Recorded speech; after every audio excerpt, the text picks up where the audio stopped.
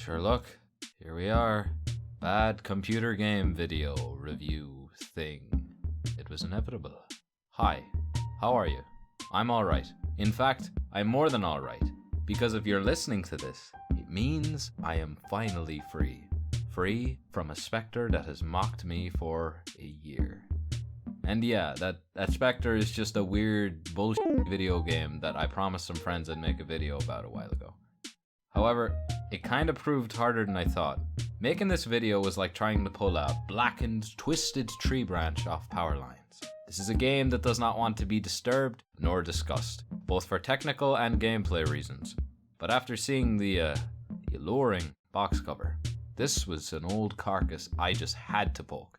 I found it buried at the back of a second-hand tech store. You know, one of those places still flogging stuff like old copies of Mario Kart DS for $30. I love shops like these though, because they often have no idea what to do with the commercial flotsam and jetsam that is physical copies of PC games. It's no surprise considering the dominance of online marketplaces like Steam. So gems like these exist within the price range of 50 cents to €1 or dollar, depending on where you're from. Well, €1 bought me this. It's kinda weird, it's painful, and it really isn't anything special at all.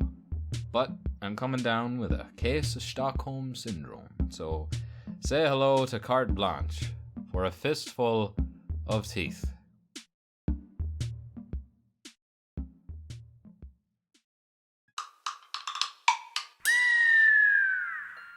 "2006, year of the dog, year of the bootleg Borat ringtone. What a time to be alive." Now, while I was probably busy going hard at Mancala and Club Penguin, there existed an obscure 4-man development team knocking about Montreal named Absurdus. They had some simple games and software under their belt, and were looking to be a bit more ambitious. Their website is still up, looks fresh. What's even more fresh is that they're selling a 9-year-old fish for $150 and a chicken statue for $100,000. There's no way to buy, and I don't even think they're real, so yeah, we're dealing with a bunch of comedians. Carte Blanche is apparently the second game in a series they've called the Kraken Trilogy, yet it says on the cover that it's actually the first episode. It couldn't be an episodic sub-series of the trilogy, there's no direct sequel to it, or prequel since it seems unrelated to the first game, Eye of the Kraken. Apparently the last game in the trilogy is gonna tie everything together. They said that it's on its way too. 9 years ago. I'm getting a certain impression from Absurdus, and if the hibernating subtext on their site is anything to go by, I doubt we'll be hearing from them again anytime soon.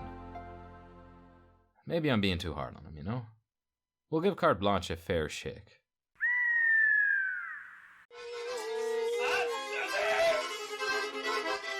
Ah, yes. Scary instrumentation and screaming.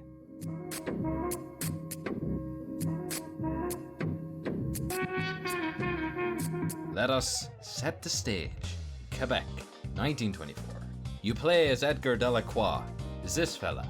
Edgar decided it's time to do something with his life and hits the big city, moving over to Montreal to get a nice slice of that roaring 20s action.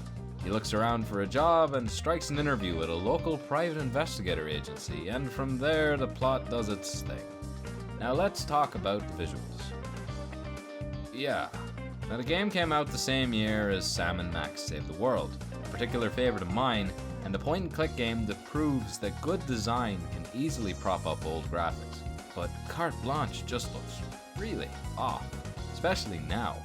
The world is kinda static, lifeless. The whole black and white aesthetic doesn't really help either, but kinda just makes things seem more desolate. Montreal is a lonesome place. At best, the character models look passable, and at worst, they look like creepy animatronics. Edgar here mightn't be particularly easy on the eyes, but it's all downhill from there, trust me. What do these designs tell you about the characters? Some are clear, albeit kinda ham-fisted, but a lot are just kinda bland or awkward. You know what? If the game isn't a work of art visually, at least it's unabashedly homemade. No Unity assets to be found here. For better or worse, Let's move on and interact with our first NPC, landlady Mrs. Malachi. Ah, hello you. Would you believe that your neighbor, the so-called poet, has been in there for over an hour? Yeah. The game stutters after each line of dialogue. It's technically a comedy, I know, and I did get a laugh here, but only because every line she says sounds like a dozen different takes spliced together. I had told him many times not to touch these baklavas, but he was so stubborn. That's how he died? Food poisoning? Not at all. Shut your mouth. She goes on her merry way and we depart on ours, but before that, let's just see what all the hubbub was in the bathroom. The roof is on fire. Jazz Age poet guy. He could reference T.S. Eliot, Virginia Woolf. How about Rockmaster Scott and the Dynamic 3, an old school hip hop group from the 1980s? How ahead of his time. So we arrive at the agency and are greeted by the secretary, Janine. Who the hell are you? Actually, I'm here for the job. She introduces us to the PI in charge, Gaspard. He's one of those noir-type detectives. The ones who have seen too much. I think I've seen too much. Okay, I'm the one asking the questions. But Janine is the one who puts salt in the wounds. Yes! The two subject us to a good old-fashioned good cop, bad cop style interview. Let's say you've got a 1-liter container with 500 milliliters of water. Would you say it's half full or half empty? Whore! Halfway between two opposite poles! You're only 26 and you're new in town. Sure, you got some ideas, but, Balls! We need balls! Just like Isaac! Isaac? Oh, right. Her pet iguana. We get the job and are told to start tomorrow. So Edgar heads home to get some shut-eye, and naturally, he has nightmares about Janine. With me! From here, we can finally get down to business plot-wise as Gaspard's assistant. Maybe some small talk with Janine will help ease us into the work environment. Do you ever sleep or drink? I'd rather die! I don't understand. Caress Isaac? Caress Isaac! Don't mind if I do. Gaspard puts us through another test before outlining the first case. practice by finding my magnifying glass in this office. Go ahead, big boy. Please don't say that. Now this case is less of an investigation and more so playing paparazzi, given that we have to track down some guy having an affair and take some incriminating photos. I don't know why, but I just find comfort in seeing Voldemort plastered onto the agency's logo. So we take off, and with Janine's encouragement, Just do it!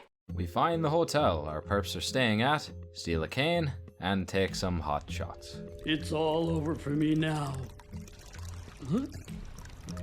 If you're feeling dastardly, you can also bully a plant. Aren't you ashamed of criticizing a poor plant? It can't even defend itself. We bring the evidence back to Gaspard, and man, his face is really getting to me. His features are just too far apart. Every time I see him, I think his mouth is higher up on his face than it actually is. And this is all further compounded by his uncomfortably Orson Welles-ish voice. Not bad at all. Yes, rosebud frozen peas. Full of country goodness and green penis. I haven't really talked at all about the gameplay yet, but that's because there really isn't any to talk about. I know it's a point-and-click game, but any puzzles or deduction here is really simple and by the numbers. However, sometimes what to do and where to go can be really vague, so often it just boils down to a process of elimination regarding whatever options are available. The developers try to make up for this by giving Edgar 18 possible skills to level up. There are mainstays like barter and persuasion, but also other essentials like taxidermy and ventriloquy. Pika pika! Did the hitting just talk? It sure did. None of them mean anything, of course, You level up most of them just by following the plot, leveling them up specifically at predetermined places in the story.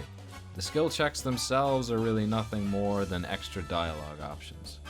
Yoodly-doo, I'm a shrimp. You're absurd. You can take advantage of your wrestle skill, however, by choke holding random people and petting them, which is nice.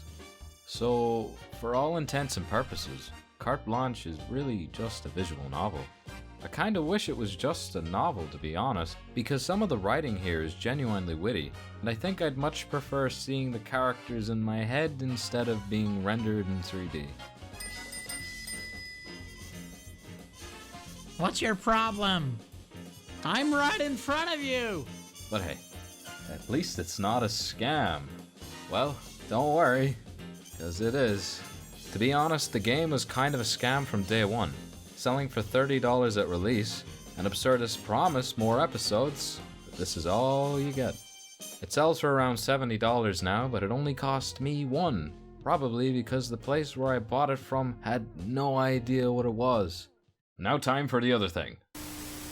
Nobody blink! Game 7, the 1991 World Series at the Metrodome in Minneapolis. Neither the Minnesota Twins or the Atlanta Braves should be on that field right now.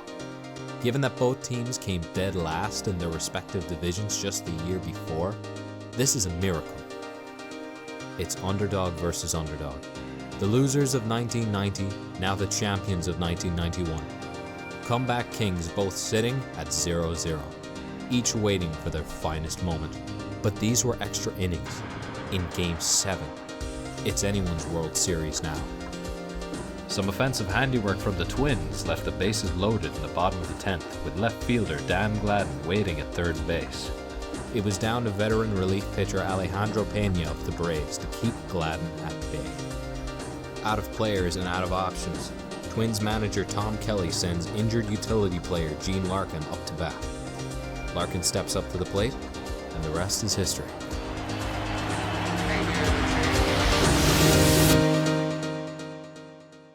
Engage.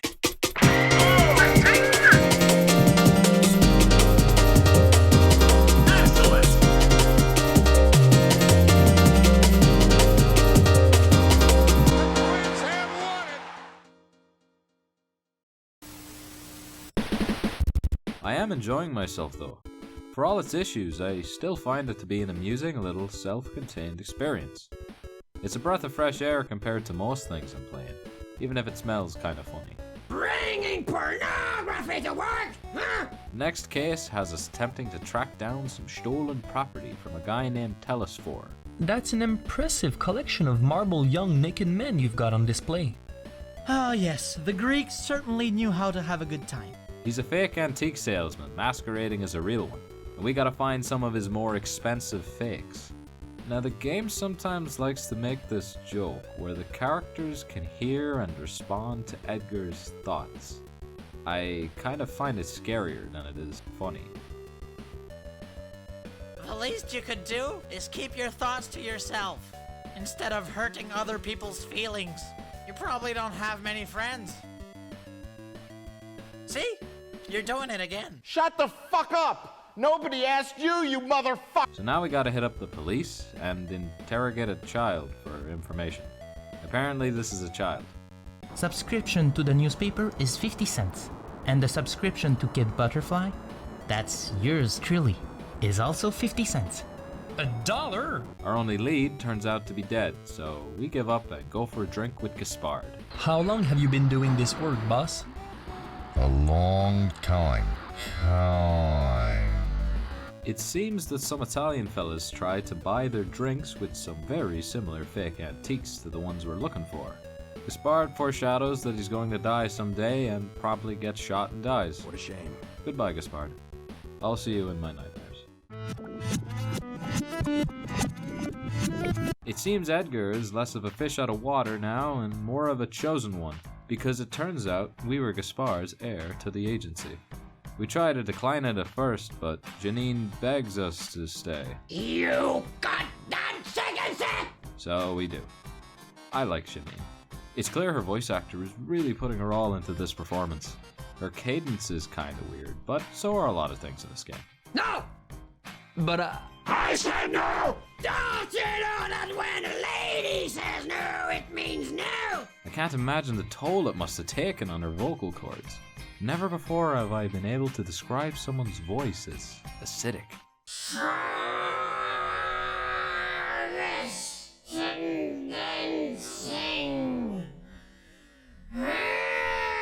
From here, the plot picks up a bit now that we're running the agency ourselves. The real game is finally starting, and I'll be spoiling it rotten. If you care about spoilers in Carte Blanche. Woo! It's hot out there. Considering that our boss, mentor, and father figure is dead within 24 hours of meeting them, we got plenty of things to keep us occupied with. So now all the weird character models start coming out of the woodwork. Gaspard leaves us what appears to be a code stating another schnitzel. So we go and consult people about it. another schnitzel? Here we are, he's delirious! No, it's just that... Easy, easy! Everything will be fine! Back at the bar, we encounter two mustachioed Italian guys, similar to the ones we heard trying to sell those suspicious fake antiques. Mario and Luigi. These brothers, however, are identical twins. In other words, they have the exact same character models, the same voices, and the same animations. I can't get much else out of them. So they resume drinking their stiff ones with stiffer animations, and we tail them on their way back to their home afterwards. Now, getting all the footage for this video has been tricky. In fact, it's been the hardest part of making this whole thing. There are 5 save slots in the game, or to be accurate, 5 saves that start from the very beginning. I've only managed to save over the first one, once, because every time I've tried to save over another one, not only does it refuse to work, but it loads it instead, and boots me all the way back to the start. My only working save is about halfway through the game, and I couldn't risk losing it. So playing the game revolves around either starting from the beginning, or 2 hours in, with no in-between. The saves come in text files, so in theory, I could rewrite them and place myself wherever I want in the game, but none of the values are given any kind of description, so I'd be flying in the dark. Back to committing ye old home invasion. Now the only way to get in is by picking the lock, and the only way to pick the lock is by using an obscure paperclip that you can easily miss back at your apartment. It calls forth lightning, and you're in, done and dusted. One of the artifacts is just laying there, as is Dark AU Luigi. Of course, it wouldn't be a French game if Luigi wasn't naked or anything. Earlier, if you consulted the photos from the hotel, Pornography! you'd discover that Luigi is having an affair with Mario's wife.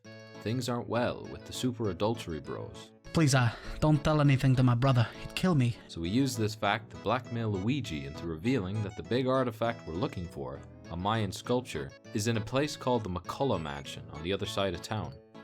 We sneak into the basement of the McCullough Manor and bump into old Mrs. McCullough. Good evening, Mrs. McCullough.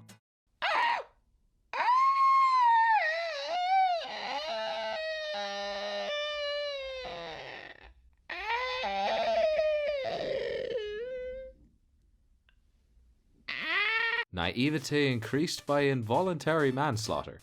I mean, it's a bit part and parcel, is it not? So instead of helping poor Mrs. McCullough, we run home and go to bed. Our dreams haunted by visions of those pesky plumbers. Today is D-Day. Ah, you're a bit early on that one, Ed. Now we gotta figure out who really stole the statue. So on with the investigation. And by that we mean on with the ventriloquy practice, the scam advice, and the wrestling training. So out of 18 skills in the game, these 3 become the most important and applicable to every single character. Hey, wait a minute. Are you trying to leave without sharing? No, of course not. Bloody Klingon. Yeah, the game has a lot of these weird instances of mismatched subtitles. Schnitzel. So we head out into the countryside to chase more clues and make contact with some friendly locals. They're roughing up some Lenin-looking fella that we need to talk to, so we bribe a nearby priest to herd them away and extract the location of the thief that we're looking for. He points us in the direction of his Mexican communist revolutionary friend who's hiding out in a warehouse. Now at this point, the rest of the game pretty much revolves around this warehouse, where we meet the big bad, who as it turns out is Lenin's Mexican friend who is part Mayan and also responsible for kidnapping the thief who actually stole the fake Mayan statue and is also the son of the old lady we killed earlier, and the kidnapper will cooperate if we offer him the old lady's fancy Mayan dentures. What's happening? I didn't know any of this. To figure this situation out, we'll need to go back into the city and awkwardly grind those 3 skills I mentioned earlier. As Edgar becomes stronger, he kinda turns into sort of a monster, using these skills to rob, harass, and erase the memories of the random people he chooses to toy with. Who am I? You're Oliver Twist? And by the way, I have not in any manner contributed to the death of an old lady. So then we gotta talk our way into a morgue to grab the old lady, Miss McCullough's dentures, which are also ancient Mayan dentures. Unfortunately, rigor mortis has set in, so we gotta use a crowbar we found earlier to pry her mouth open. The mortician almost catches us in the act, one Dr. Freeman, and no, he's not a mute, and no, he really does not sound anything like the way he looks. Do you have a warrant? No? Then don't touch! Endgame time. We confront the kidnapper and are given the only options you get in the game. It's essentially in micro, given that they all have the exact same outcome. What the hell am I doing here? Each pretty much end with tricking the kidnapper into giving up and going home. Now we grab the Mayan sculpture, slap the thief on the wrist with some good old-fashioned blackmail, and head back to the office. Mystery solved. Well... Edgar Delacroix, private detective. How may I help you? Another schnitzel, Mr. Delacroix. With applesauce, bit... am Delacroix. I can help you find Gaspard Lemaitr's murderers, but you'll be needing balls of steel.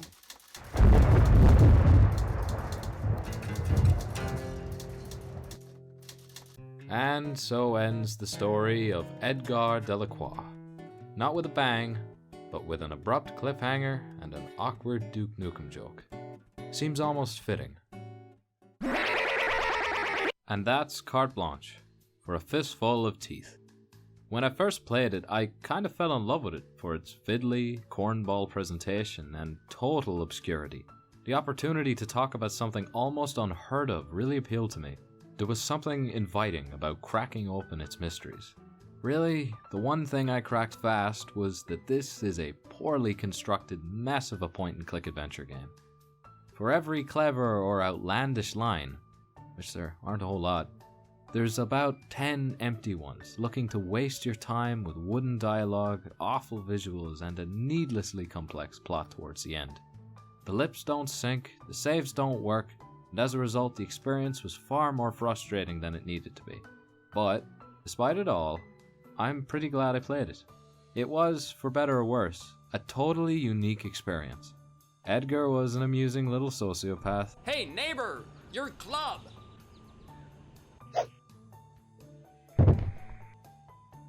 Again. And I had great time for Janine. Thank you, Absurdus, for, in part, living up to your weird portmanteau. Still, I'm kinda disappointed that the game isn't more entertaining in its failings or as fascinatingly bad as something like Mystery of the Druids or Limbo of the Lost. Carte Blanche is just generally bad. Not everything can be sugar and spice like those two, but Carte Blanche has its own weird charms, and I do appreciate it for that. Coincidentally, Limbo of the Lost actually shares the same publisher as Carte Blanche, which would explain a few things. Wait, you mean I can get a demo of Limbo of the Lost on a totally adware-free USB stick? All I have to do is give them my home address. Sure, sign me up. What's the worst that could happen? Big thank you to Selenic Martian for publishing an in-depth walkthrough of the game on Let's Play Archive.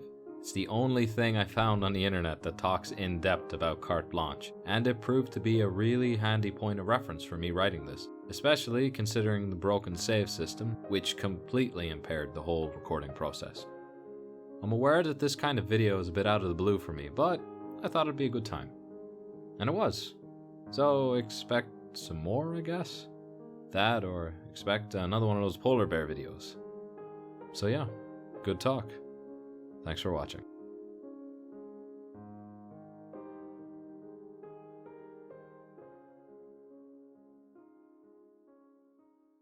Come back when you've lost your virginity!